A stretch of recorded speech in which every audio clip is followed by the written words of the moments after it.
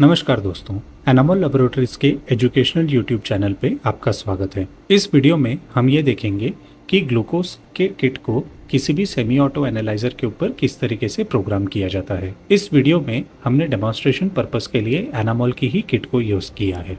दोस्तों, किट को प्रोग्राम करने के लिए हमें किट के अंदर दिए गए इंस्ट्रक्शंस फॉर यूज़ का यूज़ करना होगा। जो भी हमें प्रोग्राम करने के लिए पैरामीटर्स की आवश्यकता है, वो पैरामीटर्स मैन्युफैक्चरर ने इंस्ट्रक्शंस फॉर यूज़ के अंदर पहले से दिए हुए हैं। आइए हम देखते हैं कि इन पैरामीटर्स को यूज़ करते हुए कैसे हम किट को प्रोग्राम कर सकते हैं। दोस्तों, प्रोग्राम करने के लिए सबसे पहले हमें सेमी ऑटो एनालाइजर को स्विच ऑन करना होगा और उसकी मेन मेन्यू या होम स्क्रीन पे आ जाना होगा। मेन मेन्यू में यहाँ पर आप देख सकते हैं मल्टीपल ऑप्शंस हैं। इसमें से हम प्रोग्राम सेटअप वाले ऑप्शन को सिलेक्ट कर लेंगे। अब जैसा कि आप देख सकते हैं, यहाँ पर मल्टीपल पैरामीटर पहले से ही प्रोग्राम किए हुए हैं। यहाँ पर हम पीजी डाउन मतलब पेज डाउन के ऑप्शन को सिलेक्ट करते हुए एक ऐसे पेज पे आ जाएंगे जहाँ पर ब्लैंक स्पेस या ब्लैंक प्रोग्राम अवेलेबल है, जहाँ पर किसी और पैरामीटर का पहले से ही प्रोग्राम नहीं है। तो हम ये ब्लैंक प्रोग्राम को ओपन कर लेंगे। अब जैसा कि आप देख सकते हैं, यहाँ पर मल्टीपल पैरामीटर्स हमें एंटर करने होंगे, मल्टीपल इन्फॉर्मेशन को। सबसे पहली इन्फॉर्मेशन जो हमें एंटर करनी होगी वो टेस्ट नेम की करनी होगी, जहाँ पर डैश डैश मेंशन्ड है। तो हम यहाँ पर क्लियर का बटन दबाकर डैश को हटा सकते हैं और हम जो भी चाहें हमारे लेबोरेटरी के हिसाब से नाम यहाँ पर सेव कर सकते हैं। इस वीडियो के लिए मैं यहाँ पर GLU नाम को सेव कर रहा हूँ। इसके बाद हम यहाँ पर एंटर दबाकर इसको सेव कर लेंगे। इसके बाद आप यहाँ पर देख सकते हैं रीडिंग मोड के आगे एंड पॉइंट पहले से लिखा हुआ है। तो हमें यहाँ पर ये एंटर करना है कि जो हमारे किट के अंदर दिया हुआ पैरामीटर है, क्या वो एंड पॉइंट का है या काइनेटिक मोड का है। ये जानकारी हमको इंस्ट्रक्शंस फॉर यूज़ में मिल जाएगी। यहाँ पर आप देख सकते हैं मैन्युफैक्चरर ने रिएक्शन टाइप के आगे एंड पॉइंट पहले से मेंशन किया हुआ है, मतलब कि ये जो किट है ये एंड पॉइंट मोड वाली किट है। अब क्योंकि यहाँ पर एंड पॉइंट पहले से ही लिखा हुआ है, इसलिए हम इसको चेंज नहीं करेंगे। इसके आगे डेसिमल के आगे 2 लिखा है, मतलब हमें यहाँ पर ये जानकारी एंटर करनी है कि हम पॉइंट या डॉट के बाद कितने डेसिमल तक रीडिंग लेना चाहते हैं। क्योंकि हम 2 डेसिमल तक रीडिंग लेना चाहते हैं, इसलिए हम इसको चेंज नहीं करेंगे। इसके आगे कैलिब्रेशन के आगे स्टैंडर्ड लिखा हुआ है, मतलब हमें यहाँ पर ये फीड करना है कि हमारी किट में स्टैंडर्ड दिया गया है या कैलिब्रेटर दिया गया है या वो फैक्टर बेस्ड है। ये जानकारी भी हम इंस्ट्रक्शंस फॉर यूज़ में देख सकते हैं। यहाँ पर मैन्युफैक्चरर ने स्टैंडर्ड कॉन्सेंट्रेशन के आगे 100 mg/dl लिखा है, मतलब कि किट के अंदर स्टैंडर्ड दिया हुआ है। इसी चीज़ को रिकन्फर्म करने के लिए हम यहाँ पर किट कंपोनेंट्स भी देख सकते हैं, जहाँ पर रिएजेंट 2 में मैन्युफैक्चरर ने ग्लूकोज का स्टैंडर्ड लिखा है और उसकी वैल्यू 100 mg/dl यहाँ पर मेंशन की गई है। तो क्योंकि हमारे किट में स्टैंडर्ड दिया हुआ है इसीलिए, और यहाँ पर भी स्टैंडर्ड ही मेंशन्ड है, इसलिए हम इस वैल्यू को चेंज नहीं करेंगे। इसके आगे हमें यहाँ पर स्टैंडर्ड कॉन्सेंट्रेशन STD-CONC मतलब स्टैंडर्ड कॉन्सेंट्रेशन हमें यहाँ पर एंटर करनी होगी। स्टैंडर्ड कॉन्सेंट्रेशन जानने के लिए दोबारा हम IFU की तरफ देख सकते हैं। यहाँ पर स्टैंडर्ड कॉन्सेंट्रेशन के आगे 100 mg/dl लिखा हुआ है, मतलब कि हमारे स्टैंडर्ड की वैल्यू 100 mg/dl है। तो हम यहाँ पर 1 को सिलेक्ट करके इसके आगे 00 ऐड करके 100 यहाँ पर हम एंटर कर देंगे। इसके आगे यहाँ पर फिल्टर 1 के आगे 505 नैनोमीटर लिखा हुआ है। तो हमें यहाँ पर ये फीड करना है कि हमारी प्राइमरी वेवलेंथ कितनी है। प्राइमरी वेवलेंथ की इन्फॉर्मेशन या वेवलेंथ की इन्फॉर्मेशन हमें इंस्ट्रक्शंस फॉर यूज़ में ही मिलेगी। यहाँ पर मैन्युफैक्चरर ने वेवलेंथ के आगे 546 नैनोमीटर मेंशन किया हुआ है। तो सेम चीज़ हमें यहाँ पर इस 505 नैनोमीटर को प्रेस करके जो लिस्ट ओपन होगी उसमें से 546 नैनोमीटर हम यहाँ पे सिलेक्ट कर लेंगे। फिल्टर नंबर 2 यानी सेकेंडरी फिल्टर डिसेबल्ड है 0 नैनोमीटर। तो क्योंकि हमने IFU में कहीं पे भी सेकेंडरी नैनोमीटर या सेकेंडरी फिल्टर कहीं पे भी हमने नहीं देखा, इसीलिए हमें यहाँ पर सेकेंडरी वेवलेंथ को फीड करने की ज़रूरत नहीं है। इसके आगे हम देख सकते हैं कि टेम्परेचर के आगे 37 लिखा हुआ है। इसका मतलब है कि हमें यहाँ पर देखना है कि फ्लो सेल का टेम्परेचर कितना है। तो यहाँ पर आप देख सकते हैं मैन्युफैक्चरर ने फ्लो सेल टेम्परेचर के आगे 37 डिग्री पहले से ही लिखा हुआ है। तो हमें यहाँ पर फ्लो सेल टेम्परेचर के आगे 37 लिखना है। अब क्योंकि यहाँ पे 37 पहले से लिखा हुआ है तो हम इसको चेंज नहीं करेंगे। इसके आगे REAG-VOL यानी रिएजेंट वॉल्यूम और SMP वॉल्यूम यानी सैम्पल वॉल्यूम हमें यहाँ पर फीड करनी है। तो रिएजेंट वॉल्यूम के आगे 1000 और सैम्पल वॉल्यूम के आगे 10 पहले से ही फीडेड है। यही जानकारी हम इंस्ट्रक्शंस फॉर यूज़ से दोबारा कंफर्म कर सकते हैं।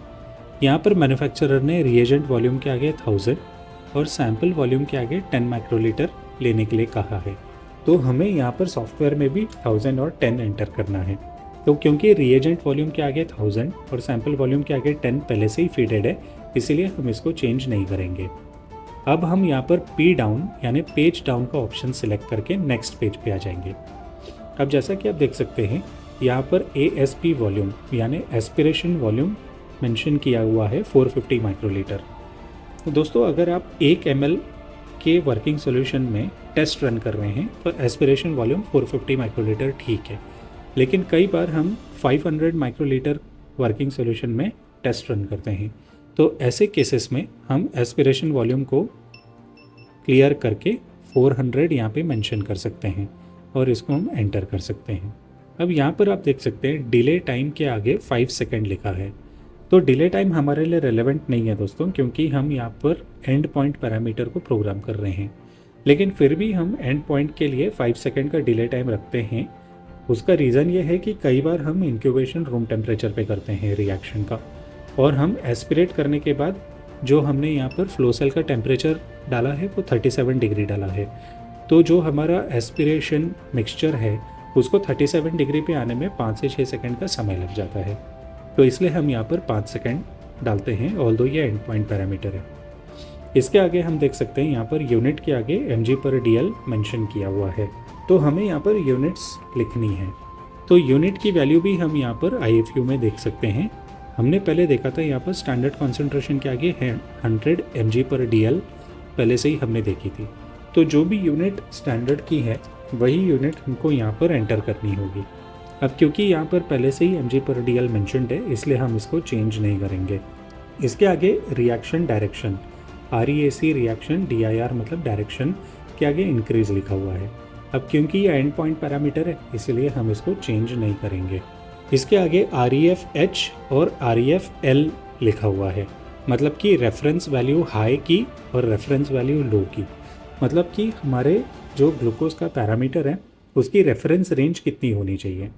तो वैसे तो लेबोरेटरी को अपनी रेफरेंस रेंज खुद एस्टैब्लिश करनी चाहिए, लेकिन अगर लेबोरेटरी के पास रेफरेंस रेंज अवेलेबल नहीं है तो वही जानकारी हम IFU में भी देख सकते हैं। यहाँ पर रेफरेंस वैल्यू के आगे आप देख सकते हैं मैन्युफैक्चरर ने पहले से ही 60 से 110 की वैल्यू मेंशन की गई है। तो यही वैल्यू हम प्रोग्राम में एंटर कर सकते हैं। एंटर करने के लिए हम रेफरेंस H के आगे क्लिक करेंगे और यहाँ पर 110 एंटर कर देंगे, और लो के आगे हम इसको क्लियर करके 60 की वैल्यू एंटर कर लेंगे। इसके आगे LIN लिमिट यानी लीनियरिटी लिमिट हमें यहाँ पर एंटर करनी होगी। लीनियरिटी की भी जानकारी हम इंस्ट्रक्शंस फॉर यूज़ में देख सकते हैं।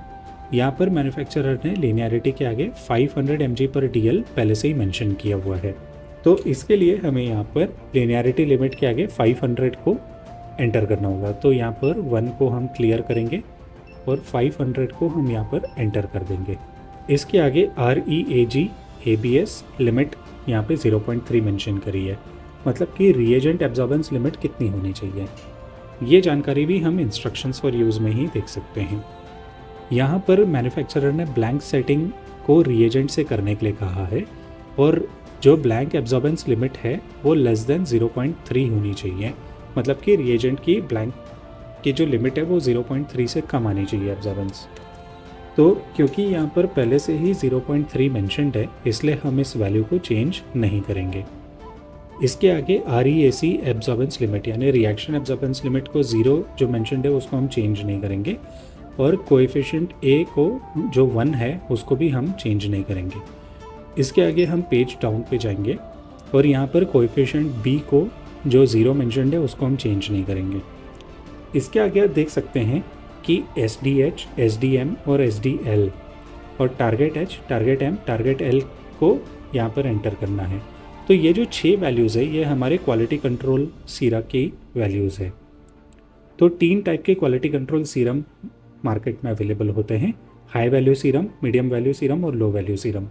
अगर हम हाई वैल्यू सीरम को यूज़ कर रहे हैं तो उसकी सीरम में जो ग्लूकोज की टारगेट वैल्यू है वो टारगेट वैल्यू हमें यहाँ लिखनी होगी और उसके +-2 की स्टैंडर्ड डेविएशन की जो वैल्यू है वो वैल्यू हमें यहाँ पर एंटर करनी होगी। ठीक उसी तरीके से अगर हम मीडियम वैल्यू वाले क्यूसी को यूज़ कर रहे हैं तो उसकी मीडियम वैल्यू में ग्लूकोज की जो टारगेट वैल्यू है वो हमें यहाँ पर एंटर करनी होगी और उसके स्टैंडर्ड डेविएशन +-2 वाली वैल्यू हम यहाँ पर एंटर करनी होगी। यदि अगर हम लो वैल्यू का क्यूसी यूज़ कर रहे हैं तो उस क्यूसी के अंदर ग्लूकोज की जो टारगेट वैल्यू है वो हमें यहाँ एंटर करनी होगी और +-2 SD की वैल्यू हमें यहाँ पर एंटर करनी होगी।